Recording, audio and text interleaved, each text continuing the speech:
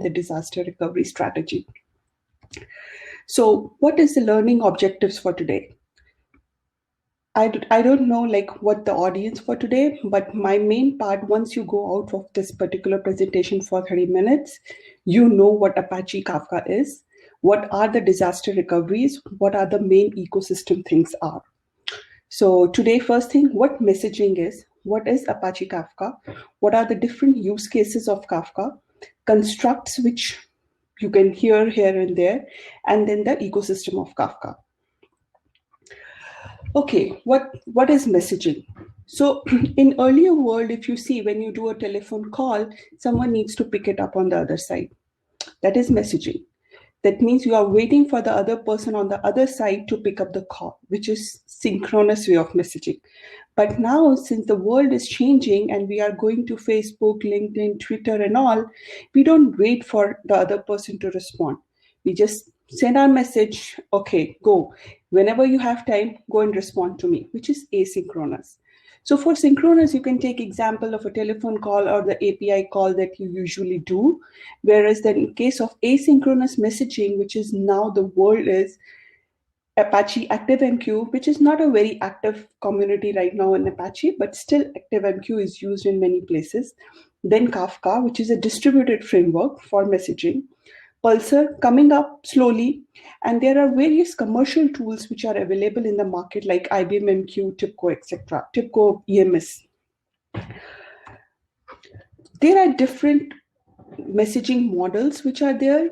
Any messaging you will go, you will find one of these. So one is point-to-point where a producer send a message and consumer will get a message. And this is point-to-point and usually it's through queues. Whereas in the PubSub model where all Pulsar or Kafka and these guys are using, it is called as publish, and people who wants to subscribe to it can go ahead and subscribe to those messages and listen to those ones. If you don't want to subscribe, don't subscribe, you are not going to get those messages. So now what Apache Kafka is. So Apache Kafka is a distributed event streaming platform capable of handling trillions of events in a day. If you compare Apache Kafka and any traditional GMS system, usually you can say 2,000, 4,000 messages per second it can handle. Whereas in case of Kafka, it is trillions of messages per day. So that means when you're talking about per second, it is still very high as compared to the GMS messages. But everything comes with their own consequences. Since Apache is a distributed system, you can see ups and downs there. Sometimes it goes down and all, but still the reliability is there. You are not going to lose those messages which are there on the cluster. It's very high throughput. It is scalable. It is durable because all the messages are persisted on the disk. It was initially created by LinkedIn folks and in the year 2011, and currently, the version which is live is 2.5.0, and it's mainly written in Java and Scala. So if you want to see the source code, like how they are doing it, and you're familiar with Java, then you can actually go ahead and read the code, and like if you want to make any fixes, you can do that. Kafka is mainly, it makes your system loosely coupled. So you don't care about who is my producer, who is my consumer. They can send the messages anytime and you can connect and get those messages afterwards. Okay, what are the different use cases? So currently, if you see in the market, I don't think there is any market left which is not using Kafka. One or the other way, they are using Kafka in their products. So if you say in the banking, risk management, trade data capture, customer 360, fraud detection. In retail, I think retail everywhere now, in the order management, inventory management, in transportation, everywhere we are using it. Same as if you see in the monitoring world or the IoT world, we are keep on getting messages from everywhere, and then we are keeping track like where our stuffs are, and then we are act on that. In healthcare and pharmacy, patient monitoring, prescription control, lab alerts, all those things are again part. Same way automobile, where my fleet is, where my car is. If you are going to pick your order, then where that person is, you keep on getting those pings, and then you track your customer. Same way, travel and leisure, visitor segmentation, booking system, pricing, fraud detection. So everywhere we are, some or the other way we are using it.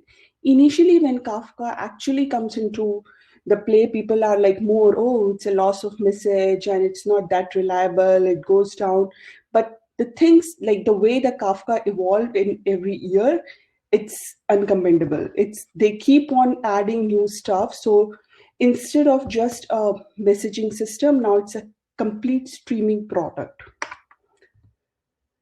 So what are the basic construct of Kafka? So first, the main part is the zookeeper.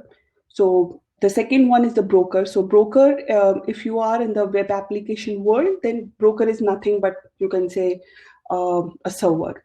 But if you say server, it is a server. But when you are talking in terms of messaging, it is a broker. So broker connects with zookeeper, and keep track of all the configuration, if everything is working fine, where I am in the reading group, so those kind of things.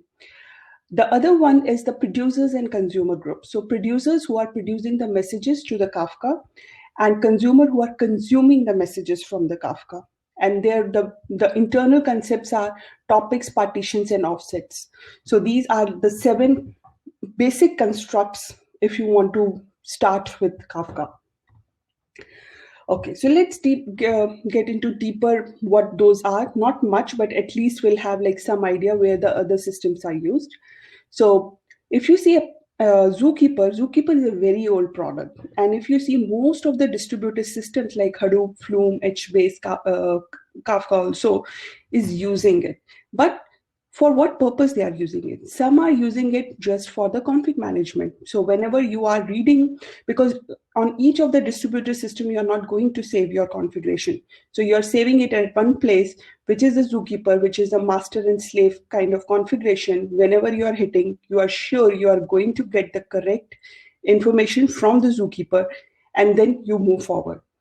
In case of Kafka, you use Zookeeper for leader election, the failure detection, as well as the config management.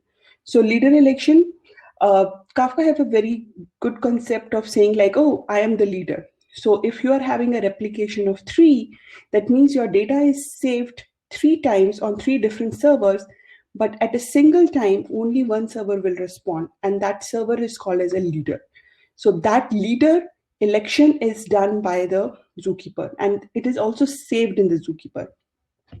Same way, if let's say one of the node, because it's a distributed system, one or the other node goes down, Zookeeper keep on pinging and checking, oh, are you up or not? If as soon as it went down, it do the failure detection. It sees like, are you the leader or not? If it is a leader, it will assign this task to someone else and move forward. It doesn't allow the system to go down or slowness or anything. Config management, what my topic is. So in the next slide, I'll tell you like what the topic is. So any configuration which is needed for Kafka is saved in the Zookeeper. So one place for all the configuration, leader elections, and everything. What are producers and consumers? So producers send messages to Kafka, whereas consumers receive messages or like read messages from Kafka. So these are the 2 entities which helps make Kafka as scalable, because they are not at all interacting with each other. Producer, depending upon how many producers you have, you can send messages and you're done. Consumer, how many consumers you have, you slowly go ahead and consume, but still no problem to the entire system. So if you see in the diagram, the producer send message to a topic. I'll tell you topic in the next slide, but the topic is, so this is your broker. The broker have multiple topics in it. The producer, two producer can send a message to a same topic or different topics. One consumer group can attach to a topic, or multiple consumer group will attach to the same topic and read the messages out. Okay, what are topic, partitions, and offset? This is like the internal, but the main thing in Kafka. So topics are the one which save messages. So whenever you send a particular message, an event to a broker, you have to tell which topic it will go ahead and save that one. So let's say you have a topic name, topic 1, you send a message, it will go there, and internally in Kafka, we shard it as a part of partitions. So if you say this particular topic have 10 partitions, so in a round robin fashion, first message will go to the first partition, then second, then third, then fourth. If you are sending a message which are not keyed, if you are sending keyed messages, then it is stick to a particular partition. That means the order is maintained. It is not round robin anymore. So whichever sent first will be received first. Whereas if you can see, each consumer group can attach to a topic, right? And to increase the scalability, that is the main reason why Kafka throughput is very high, because of the concept of the partitioning, the way partitioning is done. You can have n number of partition for a topic, and you can have n number of topics in a particular broker. And partitions are replicated for the reliability. So if one partition goes down and your replication factor is 3, the next partition, so wherever it is saved, it will take from there, because all the messages are replicated on the other side, and you will get it. The only major difference you can see from any JMS technology with the Kafka usually persists the data for minutes, hours, years, or days, but there is a retention time for saving that data. Whereas in case of, if you see any GMS like ActiveMQ, RabbitMQ, and the other messaging brokers, they just leave it till you come and take those messages out. So that is the main difference between the two JMS or like non-JMS or JMS kind of technologies and Kafka. Okay, so the last concept is the consumer group. So consumer group, as I was saying, is consumers are the one who reads the messages, and a group of consumers make a consumer group. So in the first diagram, you can see a producer is producing messages. The messages are going to a topic, and there are 3 consumer groups attached to a particular topic.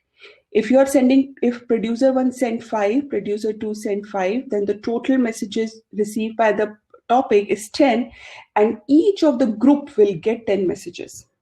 Whereas if you see in the second image, if producer 1 again sent 5, producer 2 sent 5 messages, the broker will again get 10. Now I have only one consumer group. So each consumer group attached to a particular partition. So consumer 1 attached to, let's say, partition number 1, 2 attached to partition number 2, 3 is partition number 3. But now, since partition 4 is free, any of the consumer 1, 2, and 3 can go ahead and attach itself to partition number 4. Although it will have like more load, but still it will take messages out of the broker.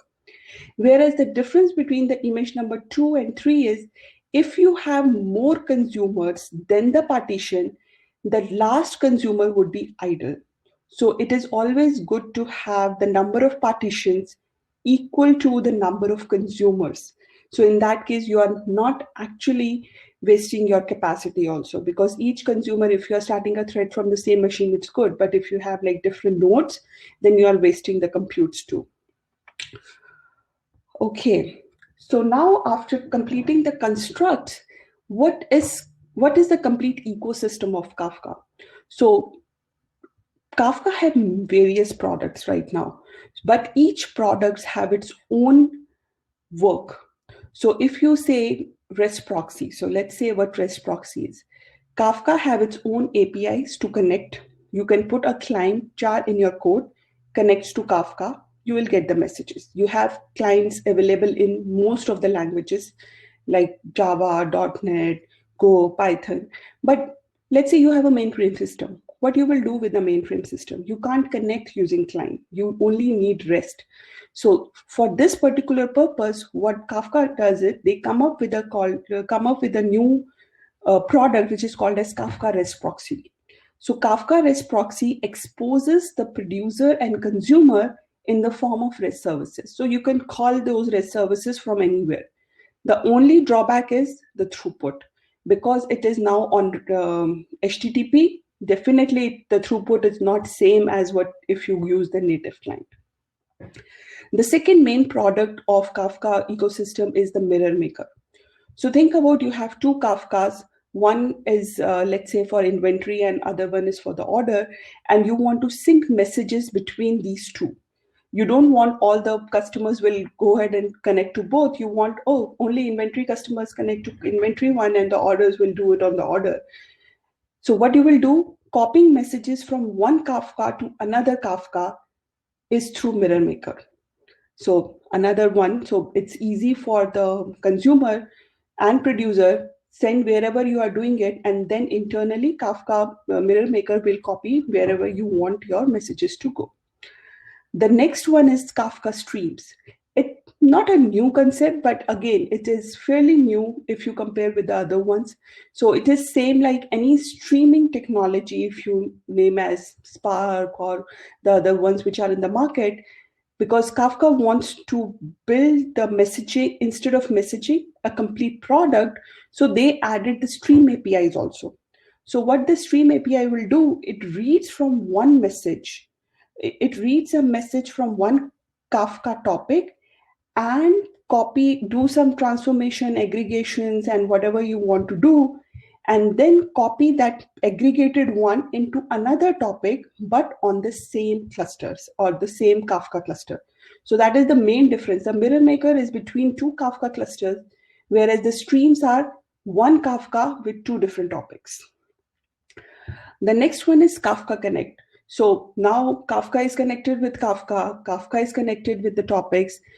How, if I want to connect my RDBMS or my any other backend service, my warehouse system or anything with Kafka? So that was the big hole when Kafka was actually designing. So Kafka team come up with Kafka Connect. So Kafka Connect is mainly any source system connects to Kafka, which is a source, and any source connects to Kafka, and then the sync is from Kafka to any source. So let's say if I have Oracle, I'll read it from I'll read from the table, I'll send them those messages to Kafka, and then I'll have a sync connector which takes from Kafka and push it to maybe Informix or maybe any other stream. So now, if you see this image, we actually we have all the different flavors, and the ecosystem is complete end to end for the Kafka. Okay, so now since we talked about the HTTP, the next one is the how, if you are talking about the clients connecting to it, we have core APIs also available. These core APIs are mainly available in almost all the languages. So producer APIs, which used to produce the messages, consumer APIs, consume, stream for streaming, connectors are the connect APIs. Whereas if you see the admin API, which was recently added, it's mainly to see how many topics are there in the cluster, or if you want to add any monitoring by your own, you can use the admin API. So it will create topic, delete topic, update, alter the topics, see what are the consumer groups and the other things. So these core APIs are mainly used by the developers to connect to Kafka. Apart from that, let's say if you are not a developer, but if you are a DevOps person, usually DevOps person, they are more good with all their CLI. So they have a very strong CLI in Kafka, which is capable of doing everything. So you can use the CLI and connect to Kafka. See, you can produce messages, you can consume messages, single line of code, same way connectors and for the admin API. Now, what next? So now you know what messaging is, why we have to go for Kafka. You know what are the different constructs of Kafka. You know how to send messages to Kafka, what is the different ways of Kafka, and now you are ready to do the deployment. So now you deployed that in production. And now what happened? Some event happened, some disaster happened, and let's say one of your DC went down. So how you will recover it? Because if you ask the management, they will not say the data center goes down. If the business is impacted, that is the main problem. So there are different disaster strategies which can help to reduce the effect. It will not completely remove, but it's just going to reduce it. So if you are saying that your data center is down for like few hours, but using a correct disaster recovery strategy, you can actually reduce your business impact for minutes. So there are different strategies which are there in market, which we used in Walmart also. So first one is the active passive, where the producer is there, the consumer is there, and we have two Kafka clusters. I'll go each one of them in detail. So first one is the active passive. So the mirror maker is between, which is copying data from one data center to another data center. The second one is active active, which is mainly for tier 0 application, which doesn't like you can't even afford to go it down for like any loss of message is a problem for you. So you can go ahead with active active. It is costly, not cost effective, uh, but still the application will run. The last one is the local only, where you don't have any DR, but still it is a DR recovery. But uh, the local is where in if you are in one data center, you are only having Kafka in another one. There is no replication, and usually these kind of things are used where you have the logging or the monitoring kind of thing, because if it goes down, if you lose some events, it's okay, but the throughput is really high. So let's go one by one on all of these. So let's start with active active. So this is your DC number 1, and this is your passive DC. So producer and consumer are consumer messages on the active cluster. From this broker, are there supposed to be slides right now? We lost them if there are. Come again? Supposed to be slides right now? Yeah. Are you unable to see it? You lost your slides. Okay, let me just share it again. Sorry, thanks. Yeah, sorry. Are you able to see it again? Yes, thank you. Okay, were you able to see this slide or no? No, we missed that one. This one? I'll start from then. So disaster recovery is basically coming up from any of the catastrophic event or hardware failure or anything of that sort. There are different strategies which are available. So one of them is, if you see active active, active passive, or the local one, which I explained. So let's dig down into what is active passive. So you have active one, which is the producer and consumer sending message to, let's say, one broker, which is in cluster 1. And then you have a mirror maker, which is copying all the data to the other side of the cluster. So let's say if the green data center goes down, you still have all the messages which is there. It could be possible because of the lag, you will not see some, but most of the messages would be copied on the other side. The main problem here is, as soon as the cluster went down, a manual intervention is needed. So the producer and consumer actually move to the passive side of the cluster, which sometimes requires a downtime. But again, it is cost effective, and people will see, okay, we know our system can handle 5 minutes of downtime, so I'm okay with active passive. The second one is the active active. So you have data center 1 and you have data center 2, and let's take an example of orders. You can't afford a customer who is ordering the stuff. You don't want to lose any of your order, because each order is money. So what we will do, you will go with active active, where if the application isn't deployed in 2 data center, you have 2 Kafka clusters, and anytime the producers on 1 data center connects with the first Kafka cluster and the second one connects to second. If any event happen in data center A, that's fine. You will have all the messages on the other side. All the from the outside world through your load balancer, everything moves to data center B. Data center B will be loaded, but the application is still running. Consumers or producer will not see any impact, because the other data center, instead of handling the 50% load, it is taking all 100% load.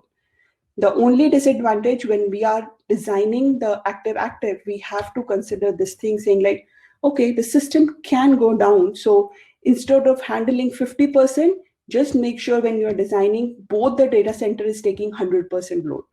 So in that case, definitely you have to make sure you have more computes and you have more power and the storage to handle that thing. So that's why it's not very cost effective, but it again depends upon if you want, if you are comparing to money with the running of the business, then you'll go with that.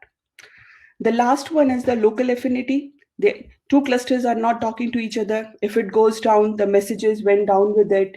As soon as it comes up, you will get those messages. Usually, it is used in telemetry or wherever you have the metric system, because if the system goes down, it's okay. You don't want to monitor those things. So it's a local affinity. So now once you know, okay, what are my different strategies, now comes to the deployment, how you can deploy Kafka in your company or in cloud and wherever you want to do, right? So Kafka can be deployed in cloud using the PaaS solutions, or you can have self-managed Kafka.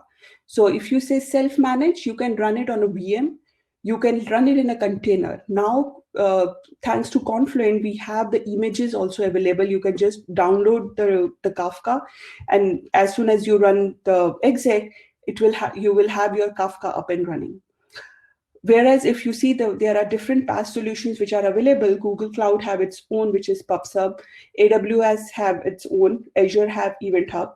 So although internally they are not using Kafka, but still they are the messaging technologies which are available in the market, in the cloud framework, which is giving the high throughput. Last but not the least is the monitoring tools. There are various monitoring tools which are freely available. So if you are new to Kafka and you don't know like how to use the admin API and the other ones, these are like, just go ahead and download from the GitHub, the source code, run it, provide your URLs, and you start seeing the monitoring, how it is behaving. There are commercial tools which are good depending upon like you want to invest in commercial or you are good with the free. There is Lendoop and Lendoop Lenses tool, which is good, and also the Confluent Control Center, which is also good. Last but not the least, when you are doing the deployment, the thing that we actually learned when we were doing scaling and all, don't install Kafka and Zookeeper on a single node in production. It will kill you afterwards. So that is the main thing. If you have like high throughput, because Zookeeper and Kafka both needs IOPS, and once both the systems are there, mostly Zookeeper go ahead and choke the system, and because of that, your throughput would be impacted. So it's always better to have like two nodes, one for Zookeeper, one for Kafka, and then just go ahead and use Kafka. That's all about the talk, and thanks for attention. Stay safe. We can open